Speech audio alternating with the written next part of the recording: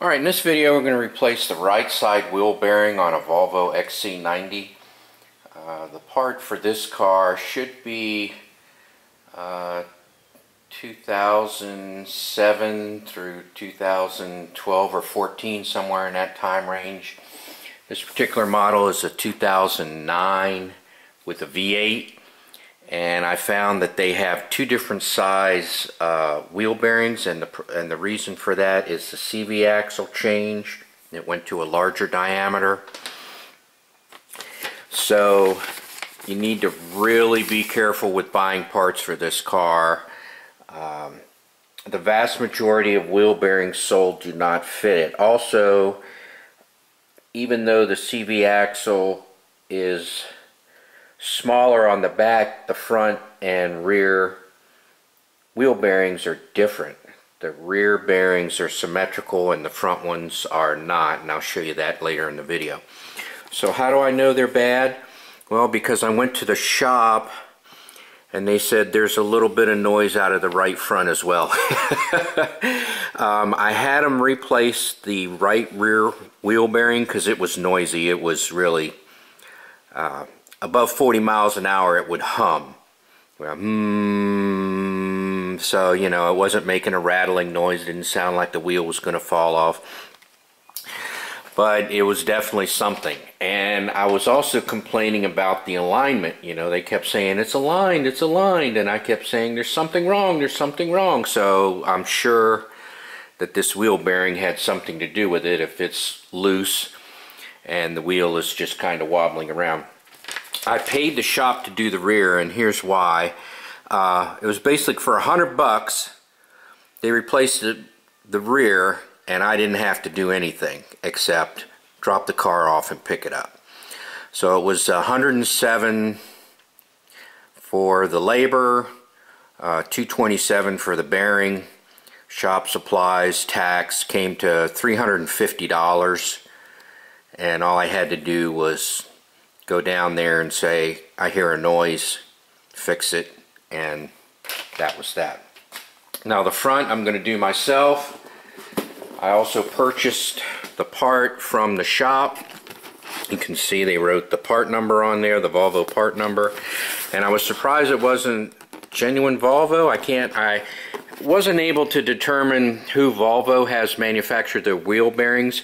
And in case you didn't know about Volvo, Volvo in Swedish means I roll, and two words, I roll, not to be confused with like iPad and all that I stuff, you know, electronically.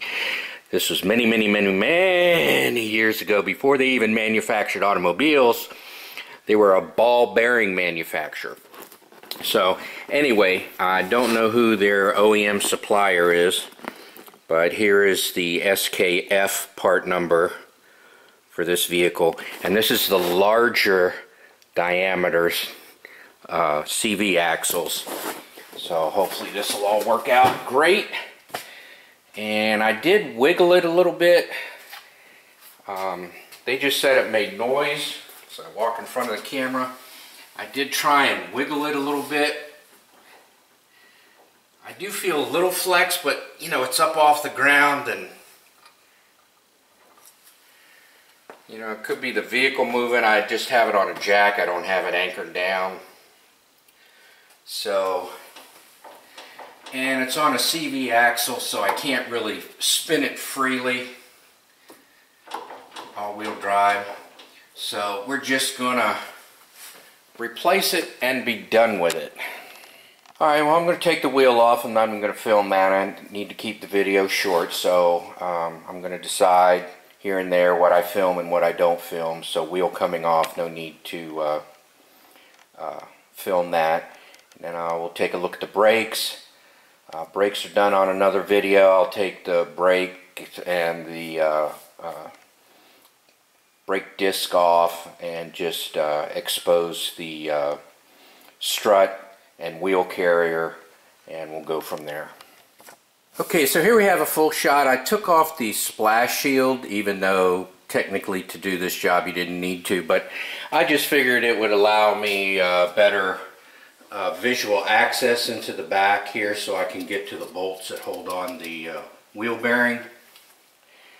I'll disassemble it. Now when I took off my dust shield, let me show you something. One of the bolts was kind of sort of rusted to the wheel carrier, so that was a real pain to get out of there. I was a little worried at first. I thought I would round it off, but I eventually got my 10mm wrench to get it to budge, and I just worked on it and turned it off. The other ones appear to be clean and came off real easy, and this is definitely factory. Now you can look at the wheel bearing and you can see that the rust matches the wheel carrier. You can see how everything's the same here. Let me get out of the light. You know, so this is the original wheel bearing, 100,000 miles.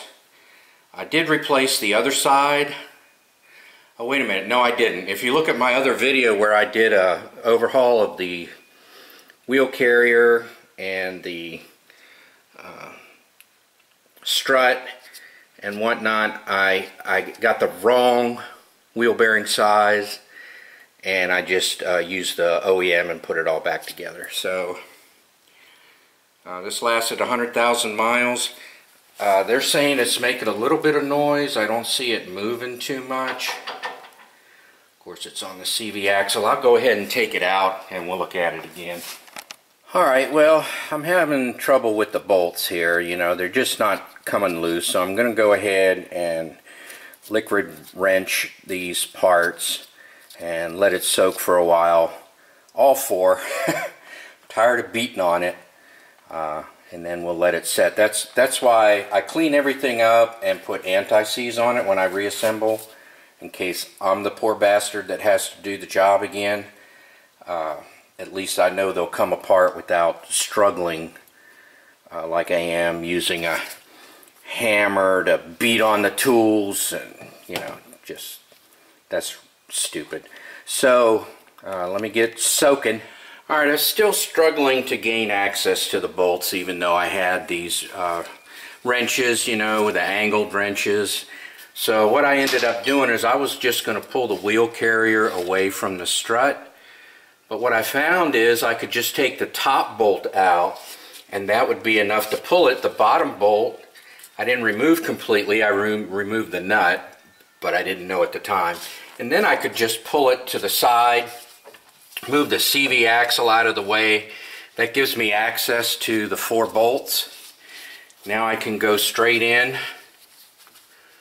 with an impact, and let's see if that works, because I don't know if they use red Loctite or He-Man of the Universe tighten these things down and they rust it up, but it is just vicious.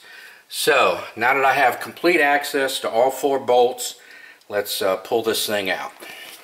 Alright, well, this was ridiculous. So I attacked it from the front, looking towards the back, and I had to use a impact socket and my 1/2-inch breaker bar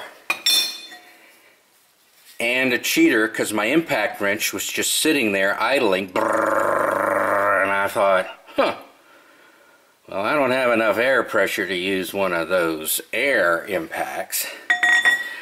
So I was really struggling. I used a cheater bar. I really dislike using a cheater bar because all the operators at the power plant would use cheater bars and I would have to fix the valves. But later on, that money put me through college, so yay for cheater bars and boo for cheater bars, you know. Got a 50-50 on that one. So I broke them loose, and I'm going to use the impact to finish taking them out. And of course, when you're looking from the back side, you know, you want to come down like that. That loosens it up when you're looking this way. So, you know, I'm on the other side, so it's kind of like doing the opposite. So that was fun. Let me grab the impact and take this out. I still have to separate it from the wheel carrier, so that might be fun. You can see it's all wet from all the liquid wrench I sprayed on there trying to loosen it up. I just assumed they had a ton of Loctite on there, and probably red, Loctite red. But it's definitely factory original, 100,000 miles, so let me get back to work. Alright, let's see how we do now here. Should be able to break if I go in the correct direction.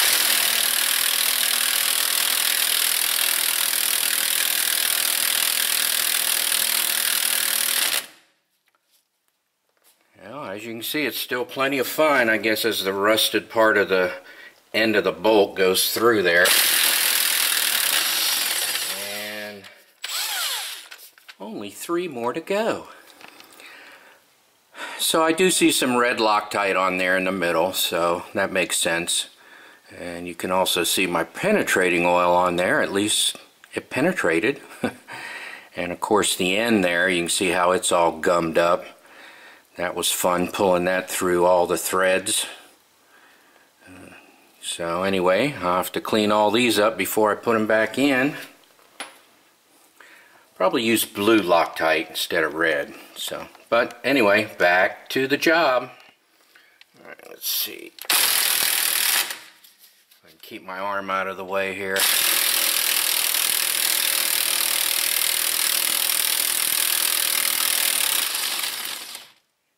So there you go. Again, I see red Loctite, but clearly it was the end here that was causing all the trouble. Holy cow, so the last bolt was the worst. Had to go in and out and in and out and tighten and loosen and tighten and loosen. It was ridiculous. So here it is. See some red Loctite, and I guess it was just the end. It's definitely hot. I know you can't feel that, but it is hot. So I will clean these up. Alright, next is getting this thing off. That's going to be fun, because I'm sure it's welded to the wheel carrier as far as the rust on the ring that mates up with the wheel carrier. Alright, well, I'm going to do a test fit and make sure that the new part fits on there. When I did it off camera, it worked great, so there you go. It engages and fits on there correctly, so I have the correct size. All good, and I know that's backwards. I know it's going to go on the other way, but test fit. Alright. Next, keep going. Alright, I know this is a bad angle, but I am slowly working it off. I'm just taking a chisel and I'm just slowly separating it from the wheel carrier. So now what I'm going to do is just spray some liquid wrench in there, let it soak for a little while. Hopefully it'll get down into the rust and help separate that out, and I'll just keep pounding away with my tools I have on hand. So maybe someone else can say how they do it or recommend something, but I just use what I have on hand to separate that out. And I don't want to put a puller on there. There's a plastic piece on the back. I want to save it. I might not put it on the new piece. I might. We'll see. Alright, I'm finally making some progress. So this thing should pop off any time now. I'm sure, well, there my tool went in there, so it's definitely coming out. Alright, just pop that thing out.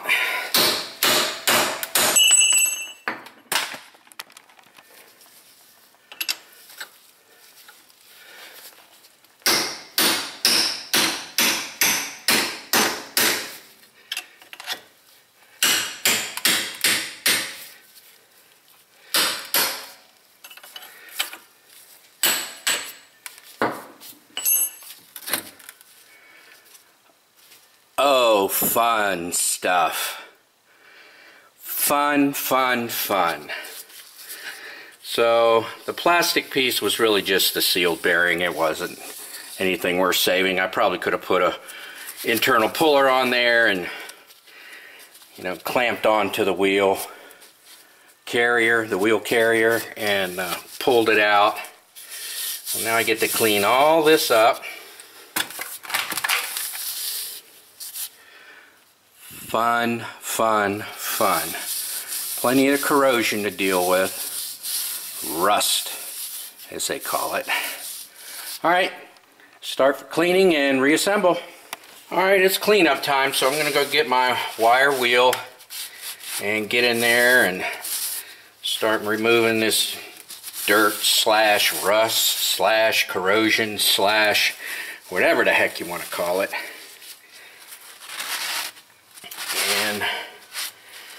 And we'll start reassembling.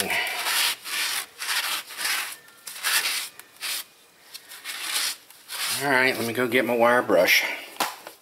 Alright, I'm calling that good. Now I'm going to go and clean up all of my hardware and start the reassembly process. Alright, before I reassemble everything, I'm going to take care of all the trouble spots here.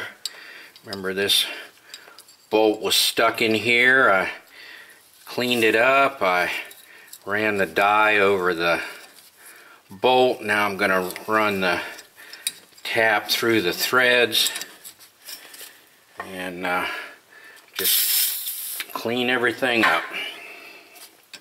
Fun stuff. Alright, so in this shot what I want to show you is that the pattern is not symmetrical. So they're spread wide on the forward and they're closer together on the back. This is for the splash shield. So when you look at the hub, again, it's not symmetrical. See how close these two are and how far apart those are? So you need to position that correctly. Okay, for reassembly, what I'm going to do is I'm going to assemble, and more than likely I'm going to talk about what I did after I get it in and it's all in place and fitted correctly, because I'm going to put the wheel bearing in first, then I'm going to move the wheel carrier out and fit in the CV axle, and so that's my plan. And if that all works, then I'll talk about it as opposed to showing you. Just fit the wheel bearing in here. I'm going to let the bolts draw it in. So I'll get the bolts started and tighten them down. Okay, again, I did my little wheel carrier trick where I took out the top bolt and I was able to get at it with the impact wrench. Now I'm going to torque them down. Okay, now I'm simultaneously going to put my CV axle and wheel carrier back together. So let's see if that snaps back together nice and easy. And it does. I have the CV axle started and the wheel carrier back together. And alright, bolts are in. I can tighten that down. Since I have the bolts tightened up, I think I'm going to go ahead and put the splash guard on too. So I'm going to tighten the wheel carrier bolts, put the splash guard on. Alright, since that's all back together, I'm going to put the speed sensor on also. So, looking down there, making sure the cogs of the CV axle are lined up correctly with the speed sensor. Then I'll install the speed sensor. Then I'll go for the splash guard. Alright, I'll tighten the speed sensor down before I put on the splash shield, because I can see what I'm doing. Instead of doing it behind the splash shield. Alright, I'm all hooked up here in the line holder here, the speed sensor line holder. Alright, CV axle nut going on, or should I say bolt in this case. Alright, we'll get the splash shield on here, and it's easy to put these things on backwards. I've done that before. So if you put it on backwards, you know, luckily this is bent in such a way where it won't fit. The bolts are not symmetrical, the through holes are not symmetrical, it can only go on one way. So they've kind of made it idiot proof, so they can hire workers that don't know what they're doing and they can only put it on one way, like me. Alright, so even though this job was physically challenging, you like that word challenging? They teach you that at work. It's challenging! Don't you like a challenge? That means it's hard and they don't want to do it. You got to do it. Anyway, at least this job does not have a whole lot of parts for you to keep track of. And so right now what we're looking at is we just have rotor and brakes to put back on. Oh yeah, and the wheel. Alright, so let's get to that. So in case you didn't know, what you want to see is just a very slight edge, and then it looks like there's a dip cut out of it. And the reason for that is the corrosion can build up, but you can still get the brake disc off. So the brake disc contact area is really just that small ledge right there, not so much the back plate. And you might see a lot of corrosion on the back plate, but really it's that little ledge right there when the rotor sticks to the hub. That's where it's sticking. So I like to put a little anti-seize on there, a little bit of overkill. I got it in a groove and passed there, but that's no big deal.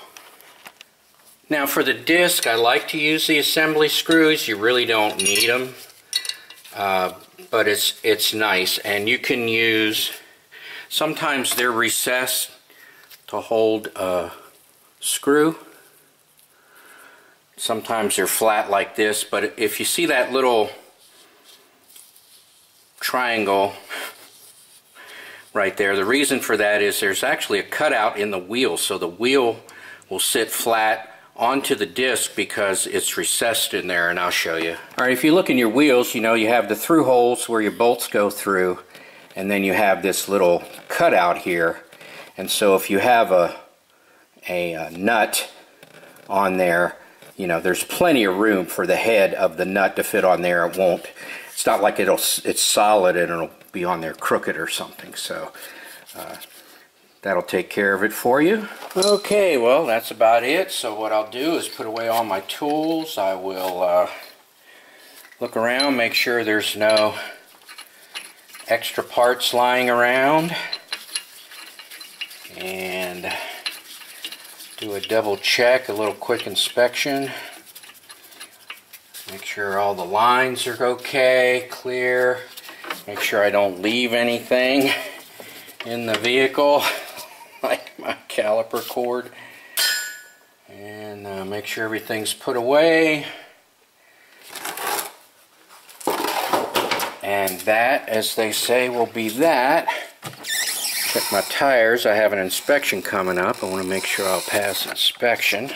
And hopefully I won't have to cut anything out in editing because the video is not too long. So, I will put on the tire, torque down the bolts, and thank you for watching.